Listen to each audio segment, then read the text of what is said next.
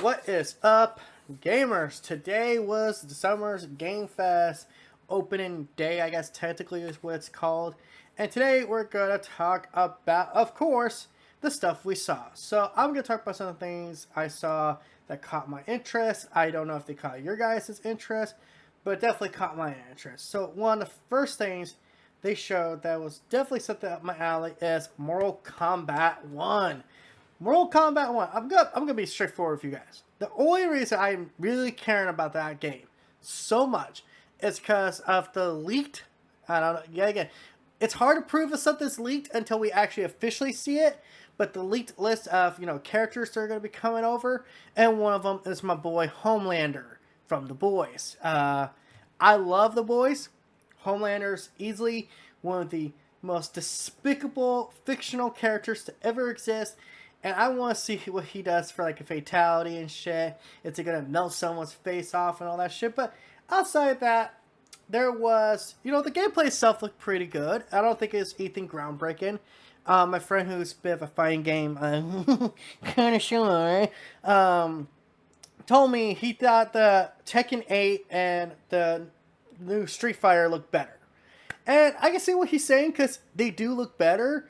But that's not to say that this game, Mortal Kombat 1, looks super bad or anything. It just doesn't look as impressive as that.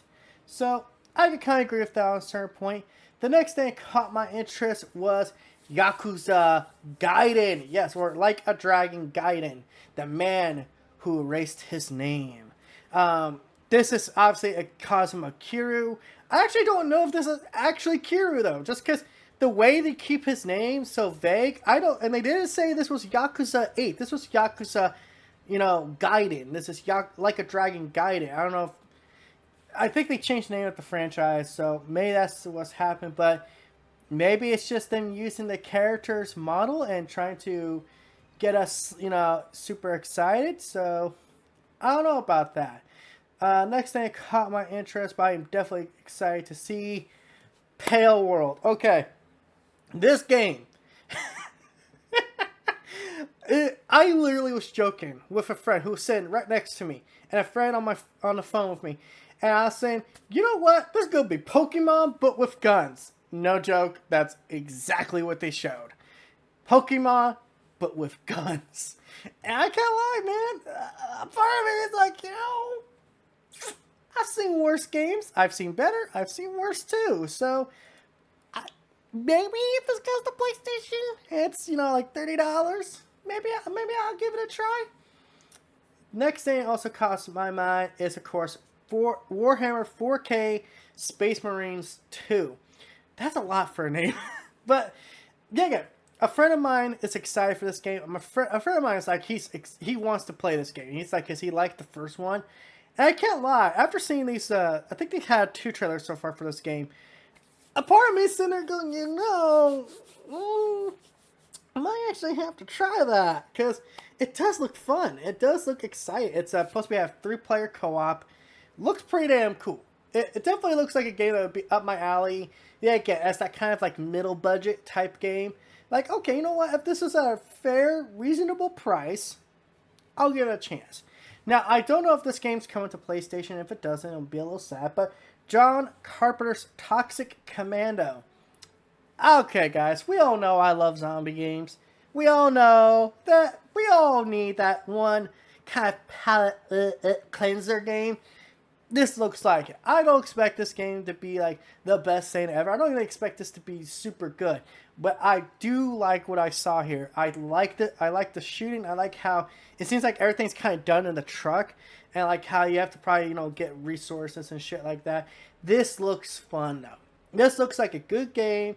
They can sit down with the buddies. Maybe this is going to be a PC game only. And that would kind of be sad if it was.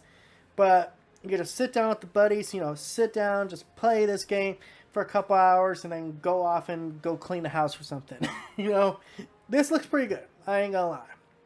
So, of course, they spent time talking about Alan Wake 2. I'm not even really going to talk about that just because I'm not really interested in Alan Wake, if I'm being honest. Just because, if I'm being honest, Alan Wake 2 kind of looks like a discounted Resident Evil 4. I'm just being honest. So the things that really were exciting for me. So the big thing, two big things they show off exclusively from PlayStation. Well, they weren't from PlayStation exclusively. Well, one was, but one wasn't. But, you know, it might as well be exclusive at this point. And that, of course, the first one being Final Fantasy VII Rebirth. Final Fantasy VII Remake Rebirth. I'm just going to call it Final Fantasy VII Rebirth from here on out, because I think that's what you're supposed to call it anyway. And yeah, this game did technically got delayed, but man, this looks like the most ambitious Final Fantasy VII game ever. You know, they've made so many Final Fantasy, you know, spin-offs, one-off games. So I'm like, you know, this one actually looks pretty damn good. I ain't gonna sit here and deny it. Yeah, again, it kind of looks like it's in that same line of the first game, but a little bit more open. It has a little bit more open world. It looks like also the story is different in a certain sense, because they start off showing like Tifa, Barret, Aerith, everyone hurt, but then they go to the scene where it's like everyone's okay, and that scene before took place when the plates fell, or you know, after the climax of the first game. So what's going on here? Split in timeline? That's my, you know, theory. And of course, there's that whole thing about, you know, Zack. Like, where's Zack playing into all this shit? Because we know by the end of the first game that Zack and Cloud are going to Midgard. But this is a previous Midgard. This is before the events of the game take place. What's going on? Is there a split in timeline going on? Because I feel like that's what's happening. Of course, guys. Tomorrow is the launch of the new season of Fortnite, and they showed us a cinematic trailer of Fortnite Season Wilds. And yeah, again, I'm a self-admitted Fortnite player. I play Fortnite every new season, ever since the Primal season and Season 2. Sorry, not Season 2, Chapter 2. I've been playing Fortnite, and I can't lie, man. Yeah, again. It looks like Fortnite. Just talking about that real quick. But of course, the big thing, and I will be making another video talking about the additions and stuff, of course, is Spider-Man 2! Boy, oh boy! I didn't expect to see this today. I'm going to be 100% transparent, honest here. I thought at most we were going to see from Sony was the earbuds. I'm going to be honest. That's what I thought. Because I was like, why would they do a showcase event and then at Summer's Game Fest announce Spider-Man 2's release date? That doesn't make any sense to me. And they were just talking about how like they wouldn't show the date until they were actually confident in the date. Q today, apparently they're all suddenly confident. All of a sudden they're confident enough to say, hey, Sony, yeah, we're going to Summer's Game Fest and we announcing that release date. So yeah. It will be October 20th. Damn it, I had September. I was even going to start making a guess on the date, but I guess I was off no matter what. And of course, I'm excited. Your boy here is excited. We got to see some new concept art of Kraven. We got to see concept art of Venom. And if I wasn't excited yet, I'm more excited now. You guys know I'm a Spider-Man fan. This is my favorite superhero of all time. And the fact that they confirmed a couple other things since that showcase, how you can play both as Peter and Miles. It's not co-op. What you do is you can switch from Peter and Miles, which is super cool. And guess there is some campaign missions where you'll be able to play as both, but like at different, you know, parts. So, like kind of like we saw with the gameplay. It was like, okay, you play as Peter for the start of this, then you queue to Miles because the villain's taken off and Peter can't catch up. That kind of thing. I'm excited for this game. This is my most anticipated game until, like, well, I think this is my most anticipated game. I think I'm more excited for Spider-Man 2 than I was for God of War Ragnarok, if I'm being honest. Just because it's goddamn Spider-Man. It's Spider-Man, and there's Venom, there's Kraven the Hunter, and there's more villains. There's a couple of little Easter eggs. If you look in the trailer, there's more villains in this game.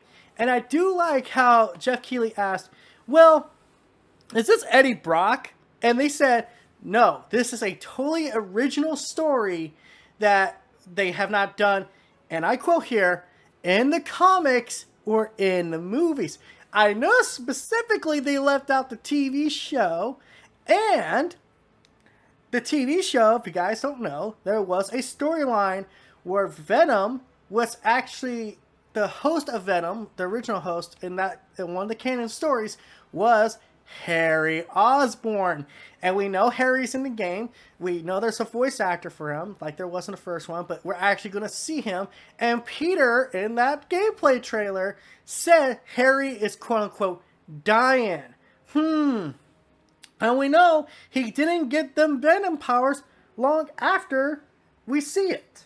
You know, the gameplay section. So, my theory is Harry's Venom. I think that's, you know, that's the big mystery. But I think if you look for the clues, you can see that's where it all leads. But who knows? Maybe Eddie Brock is in the game and they're just misleading us. Maybe they're misguiding us. So with all that said, what did I think of Summer's Game Fest as a whole? I thought this was a pretty good event. I didn't think it was like the best thing ever. I didn't think it was the worst thing I've seen. I think this was above the showcase. I think this in hindsight, the Spider-Man news, knowing that was the big takeaway from the showcase event, makes me sit here and go, Sony, why'd you do a showcase event to begin with, and you were going to drop all this news at Summer Game Fest? Why? But with all that said, guys, what do you think of Summer's Game Fest? Do you think it was average? Do you think it was good? Do you think it was amazing? Do you think it was dog shit? Let me know in the comment section. And until next time, guys, this is That PlayStation Gamer sign out. Don't forget to like, comment, subscribe, and all that YouTube algorithm BS. I'm going to go pre-order me Spider-Man 2 because I need to right now, especially with these editions.